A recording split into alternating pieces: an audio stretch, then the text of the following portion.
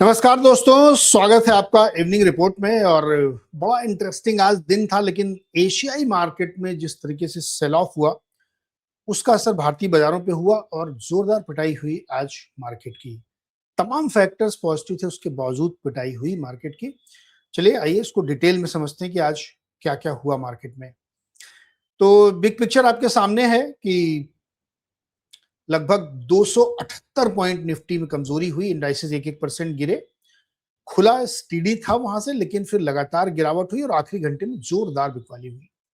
IT index आज का फिर से एक्सीडेंट था, 2.25% गिरा है। और हैवी वेट जैसे टीसीएस इन्फोसिस में काफी बड़े सेल ऑफ देखने को मिला, क्योंकि एक्सेंचर में सेल ऑफ था।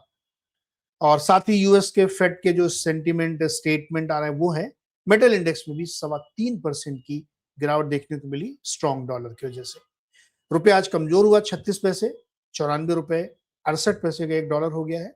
और एफआईआईज ने आज 18 करोड़ रुपए की खरीदारी की है। मजेदार फिगर है ना। चलिए आगे देखते हैं क्या हुआ। तो एक बहुत ही एक्सटेंडेड सेल ऑफ था। मार्केट इतने दिन से जो ट्राई कर रहा था सस्टेन करने की, वो नहीं कर पाया।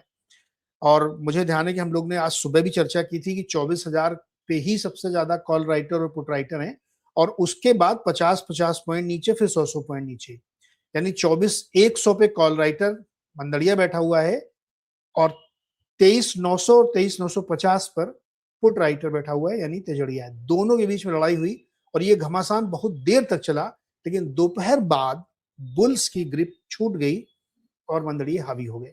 और फिर तो मतलब जो सिलसिला शुरू हुआ, क्योंकि ये एकदम क्लियर था कि अगर 23,900 टूटा तो मार्केट उससे भी नीचे जाएगा, और एग्जैक्टली वैसा ही हुआ। जैसे ही 23,900 टूटा, मार्केट धड़ाम से गिर गया, क्योंकि आगे कोई सपोर्ट नहीं था। वैसे ही अगर उल्टा होता कि 24,100 से ऊपर सस्टेन कराते, तो फिर मार्केट 200 पार करता और उसके ऊपर जा सकता था। लेकिन आज अगेन, जो हमने कल कहा था कि बुल्स के अंदर थकावट दिख रही थी, अब ऐसा लग रहा है कि वो अपने घर लौट गए हैं, वो आगे की लड़ाई नहीं लड़ना चाहते, ये फिलहाल दिख रहा था। विक्स भी 8.5% करीब ऊपर आया। आज आप देखिए हीट मैप पूरी तरीके से पिंक और रेड में कन्वर्ट हो गया है।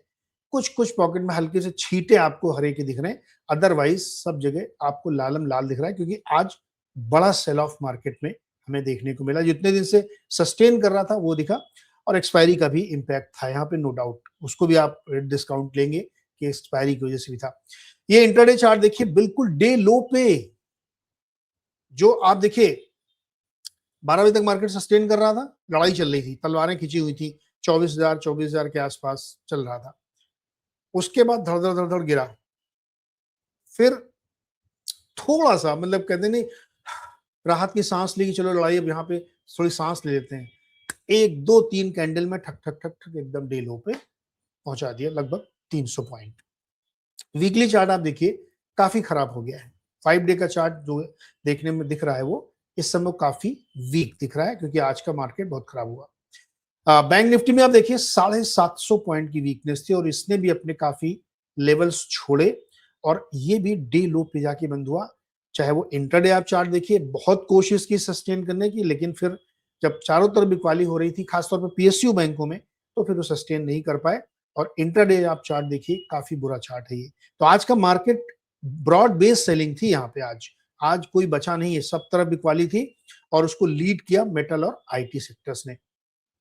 कहाँ ज्यादा खास तौर पे पिटाई हुई है, आप जो ड्रैगर्स थे मार्केट में, कौन ड्रैग करा रहा था सबसे ज्यादा? HDFC bank, Infosys, RIL, ICICI bank, TCS, SBI, ये सब मार्केट को ड्रैग करा रहे हैं। मार्केट को सपोर्ट कहां से मिल रहा था? पीजीआईएल, सिप्ला, रेड्डी, इस टाइप के छोटे मोटे स्टॉक से। लेकिन गिरावट में सबसे ज्यादा कहां पे आए हैं? वो बड़े वाले स्टॉक्स हमें देखने को मिले। कुछ एक का चार्ट देखिए, जैसे एचडीएफसी बैंक बहुत दिन से सस्टेन करा था, लेकिन आज की जो गिरावट थी वो खराब थी। अच्छी खासी डिलीवरी भी उतरी है इसमें, अगर आप उसका डेटा देखेंगे तो। सेम चीज आपको आरआईएल में दिखेगी। आरआईएल ने एजीएम के दिन गिरा, उसके बाद सस्टेन किया, यानी एक ही दिन सोमवार को, और उसके बाद मंगलवार को मार्केट का हाल आपको ये दिखा रहा है कि रिलायंस भी टिक नहीं पाया। लेकिन पिटाई आज जो हुई है, जो धुनाई आज हुई है, धुनाई शब्द आपको थोड़ा एक्सटेंडेड लग रहा होगा, लेकिन सच यही है। 3.5% इन्फोसिस गिरा, ये हैवी वेट इंडेक्स है, 1029 रुपए पे है, इनके वैल्यूएशन 14 के आसपास पहुंच गए हैं। सेम पैटर्न आपको इन्फोसिस और टीसीएस में भी देखने को मिला, 3.3% ये भी गिरा। 2060 कहां 4500 रुपए, कहां 2060, और अभी भी कोई राहत नहीं है भाई। इस चार्ट को देखिए, गैप डाउन, पिटाई, थोड़ा सा समझने की कोशिश की, फिर पिटाई आखिरी में जाते समय। क्यों? एक्सेंचर नाम की कंपनी आपने सुना होगा, रिजल्ट आया था, उसके बाद उसमें 18% गिरावट आई, उस दिन हम लोग गिरा के बराबर हो गए थे। दरअसल कल फिर गिरा था वो मार्केट एक्सेंचर, और उसमें फिर से पिटाई हुई, तो उसकी वजह से हमारी आज पिटाई फिर हो गई। यानी जितनी बार एक्सेंचर गिरेगा, क्या उतनी बार हम गिरेंगे? अब ये क्वेश्चन है मन में, लेकिन आज भी पिटाई हुई है। आईटी स्टॉक्स की सीरियस फॉल है। आई डोंट नो कि ये कब रुकेगी, कहां बॉटम बनेगा, लेकिन फिलहाल आईटी स्टॉक संभलते हुए नहीं दिख रहे हैं। अभी केवल दिग्गजों की सबसे ज्यादा पिटाई हो रही है, मिड कैप अभी भी बचे हुए हैं, कोफोर्ज और परसिस्टेंट जैसे share, but you never know. Advance decline देखिए काफी बुरा, 41, 9, 113, 387, 1, 13 और 1492, 2788 इस तरीके का आया है। दरअसल आज एशियन मार्केट को भी अगर आप देखें ना, तो मैं आपको कुछ फिगर्स बताता हूं। एशियन मार्केट में आज जो कोस्पी था, जो कोरिया का इंडेक्स है, वो 10% नीचे गया, उसमें ट्रेडिंग रोकनी पड़ी। उसके साथ ही आप देखेंगे तो जो हांगकांग का मार्केट था वो भी 2% गिरा, जापान का मार्केट 3.5% गिरा। तो एशियन मार्केट में आज सुबह से ही वीकनेस दिख रही थी, और उसका असर फिर इंडियन मार्केट में भी आएगा, क्यों नहीं आएगा? मल्टीपल रीजंस दिए जा रहे हैं कि फेड की जो कमेंट्री थी वो बड़ी हार्श थी, डॉलर इंडेक्स 101 पे चला गया था, सुबह ही हमने इसकी चर्चा की थी और हमने कहा था कि ये हमारे लिए नेगेटिव है, स्पेशली मेटल के लिए, और मेटल आज का लूजर है, सबसे बड़ा लूजर सेक्टर आज मेटल का वो है। प्लस चिप वाले, टेक वाले, इन स्टॉक्स में भी एचके हाइनेक्स की तगड़ी पिटाई हुई है, सैमसंग की पिटाई हुई है, यूएस में ऑलरेडी पिटाई हो चुकी थी, और जब ये मार्केट क्लोज हो रहा था उस समय यूएस का नैस्डैक वगैरह काफी गिरावट के साथ ट्रेड कर रहे थे। इवन एकदम लेटेस्ट भी अगर मैं देखूं तो अभी भी 900 पॉइंट के आसपास नैस्डैक 100 नीचे है, 900 पॉइंट नीचे है, और S&P 500 100 पॉइंट नीचे है। तो आज भी यूएस मार्केट में कोहराम मचा हुआ है। कल क्या होगा पता नहीं, देखते, अभी तो शुरू ही हो रहा होगा वहां पे मार्केट, तो जब खुलेगा तो हम लोग देखेंगे। लेकिन फिलहाल आज का दिन हमारे लिए काफी बुरा गुजरा। लूजर्स में metal sector, IT, PSU bank, energy, real estate, Finserv, auto सब गिरे। केवल फार्मा थोड़ा सा सस्टेन किया है। मल्टीपल रीजंस कह सकते हैं, डिफेंसिव है, डॉलर मजबूत था, या जो भी कह लें आप, लेकिन कोई बहुत बड़ी इससे सपोर्ट मिली हो मार्केट को, ऐसा कुछ नहीं है। तो आज जो इन्वेस्टर्स थे, दिलचस्प थे, एफआईआई ने 18 करोड़ की खरीदारी करी। क्लैपिंग करना चाहिए, ताले बजाए, बहुत सारे लोग खुश हो जाएंगे इसको देख करके। यार ये धोखेबाज लोग हैं, ये कितनी बार ऐसा हम लोगों को छलावा दे चुके हैं, 18 करोड़ खरीदेंगे फिर पीट देंगे, ओनली बिकॉज ऑफ आज एक्सपायरी थी, इसकी वजह से हुआ। और डीआईएस 680 करोड़ खरीद रहे हैं, क्यों नहीं खरीद रहे डीआईएस? अरे भाई क्रूड आपका 78 पे है, शांति है ईरान में, वहां कुछ नहीं हो रहा है, तो अब खरीदो ना। नहीं खरीद रहे डीआईएस, क्योंकि उनको भी लग रहा है कि डर है, थोड़ा सा मार्केट में कंफ्यूजन है। जो टोटल हम लोग अगर इसको देखें तो सिल्वर और गोल्ड में अच्छी खासी पिटाई आज भी हुई है, एमसीएक्स में खास तौर पे। चांदी 227 और सोना 146 पे आ गया है। क्रूड ऑयल आप देखिए 77-78 डॉलर पे चल रहा है। बॉन्ड यील्ड हमारी थोड़ी गई, लेकिन रुपया हमारा 94-84 पे इस समय पहुंच गया है।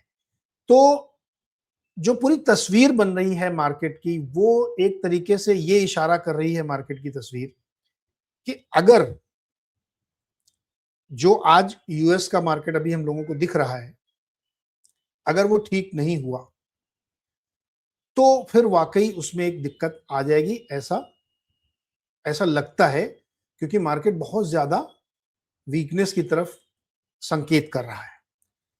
और इसमें इसलिए भी मानना चाहिए क्योंकि जिस तरीके से बिना किसी बड़े रीजन के हमारा मार्केट इस तरह से हमें दिख रहा है, उससे ये साफ पता लगता है कि मार्केट में कहीं ना कहीं एक एक जिसको क्या कहें कि बहुत ज्यादा कॉन्फिडेंस की कमी कहें या बुल्स लौट गए हैं, अब वो बहुत ऊपर नहीं आना चाहते, ये एक तस्वीर बनती हुई दिख रही है।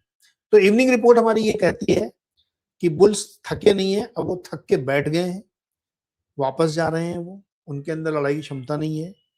There could be so many reasons, या डीआईआईज भी हमारे थोड़े से ठंडे पड़ गए, उनके अंदर अब कुछ दम नहीं दिख रहा है, तो ये एक प्रॉब्लम हो रही है यहाँ पे। तो आज की इवनिंग रिपोर्ट का कंक्लूजन ये है कि मार्केट की तस्वीर आज बिगड़ गई है। अब कल सुबह हम लोग ऑप्शन डेटा देखेंगे कि अब कहाँ पे सपोर्ट है और कहाँ पे मंदड़िया आ गए हैं, तो उसके हिसाब से बनेगा। लेकिन हमने सुबह आपको एक टीजर दिखाया था कि हम एक शो आज लेके आए हैं, क्रिएट अल्फा इन अ साइडवेज मार्केट। 3 सेक्टर्स हैं जहां पे आपके लिए अपॉर्चुनिटी हो सकती है मिड एंड स्मॉल कैप में। ये शो मैंने प्रभाकर कुडवा के साथ किया है। प्रभाकर कुडवा एक संविति कैपिटल नाम की फर्म चलाते हैं, बहुत बड़ा फंड मैनेज करते हैं, और ये हमारे साथ जुड़ते रहते हैं बीच बीच में, और ये स्पेशली इनका जो एक्सपर्टाइज है वो मिड और स्मॉल कैप में है। तो क्या मिड और स्मॉल कैप बहुत महंगे हो गए हैं पिछले 3 महीने की रैली के बाद? क्या उसमें रैली अभी जारी रहेगी? जारी रहेगी तो किन सेक्टर में जारी रहेगी? कहाँ अपॉर्चुनिटीज बन सकती हैं और अल्फा कैसे क्रिएट करें? अल्फा का मतलब होता है कि नॉर्मल रिटर्न से ज्यादा, इंडेक्स से ज्यादा रिटर्न अगर आप बना रहे हैं तो जो डिफरेंस है उसको अल्फा बोलते हैं। तो क्या अपने पोर्टफोलियो में आप अल्फा क्रिएट कर सकते हैं? इस पर ये शो है, ये शो इस समय अवेलेबल है, आप इसको देखिए, कमेंट करके हमें बताइएगा, क्योंकि ये बहुत ही सीजन्ड और सुलझे हुए फंड मैनेजर हैं और बहुत ही इंटरेस्टिंग बातचीत हमारी इनसे हुई है। तो ये आपके लिए एक स्पेशल है आज, तो इसको आप देखिएगा, हमें कमेंट करके बताइएगा कि आपको कैसा लगा। तो फिलहाल इवनिंग रिपोर्ट में इतना ही। बहुत बहुत शुक्रिया हमारे साथ जुड़ने के लिए। चैनल को लाइक से सब्सक्राइब करिए और ये प्रभाकर वाला शो भी देखिएगा, हमें बताइएगा। और अब 12 घंटे इंतजार करते हैं, कल सुबह फिर हम लोग 6:55 में मिलेंगे, तब देखेंगे मार्केट की क्या तस्वीर बन रही है। थैंक यू सो मच दोस्तों, बहुत बहुत शुक्रिया।